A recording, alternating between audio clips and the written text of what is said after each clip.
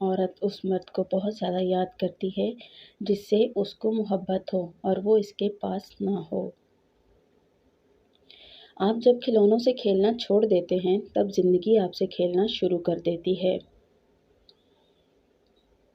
لڑنے اور برداشت کرنے سے زیادہ الگ ہو جانے کے حق میں رہیں، کیونکہ آپ کا نفسیاتی طور پر صحت مند ہونا بہت زیادہ اہم ہوتا ہے۔ تعلق ختم ہونے کے بعد کچھ لوگ کبھی کبھی آپ سے رابطہ کرتے ہیں۔ اس کا مطلب یہ نہیں کہ ان کو آپ کی یاد آ رہی ہے، بلکہ وہ صرف یہ دیکھنا چاہتے ہیں کہ آپ ان کے دیے ہوئے درد کو بھول کر کہیں پھر سے کچھ خوش تو نہیں رہنے لگے۔ اندھی محبت ہو یا اندھا اعتماد، دونوں مل کر انسان کو گہری کھائی میں گرا دیتے ہیں۔ کبھی کبھی غصہ مسکراہٹ سے زیادہ اہمیت رکھتا ہے۔ مسکراہٹ سب کے لیے ہوتی ہے، لیکن غصہ صرف ان کے لیے ہوتا ہے جنہیں آپ کھونا نہیں چاہتے۔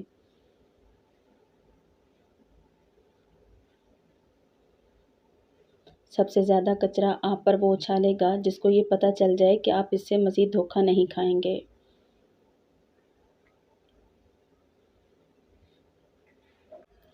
ہمارے من پسند شخص میں اتنی اہمیت تو ہونی چاہیے کہ وہ خود سے منسلک ہر شخص کے سامنے ہمارا مان رکھ سکے۔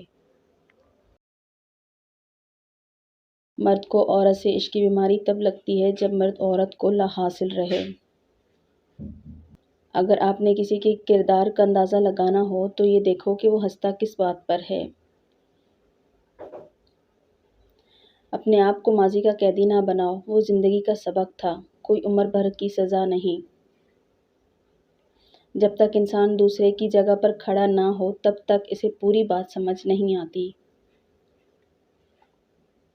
لوگوں کو جج کرنا چھوڑ دو، تم نہیں جانتے کوئی اپنے اندر کیسی جنگ لڑ رہا ہے۔ جب آنسو نکل آتے ہیں نا تو ان میں نہ صرف نمک اور پانی ہوتا ہے، اس میں ماضی کی تکلیفیں، حال کا دکھ، درد، اپنوں کے ستم، چاہنے والوں کی بے اعتباری، کبھی نہ لوٹ کر آنے والوں کا غم، وعدوں کی پامالی اور نہ جانے کیا کیا احساسات اور جذبات چھپے ہوئے ہوتے ہیں۔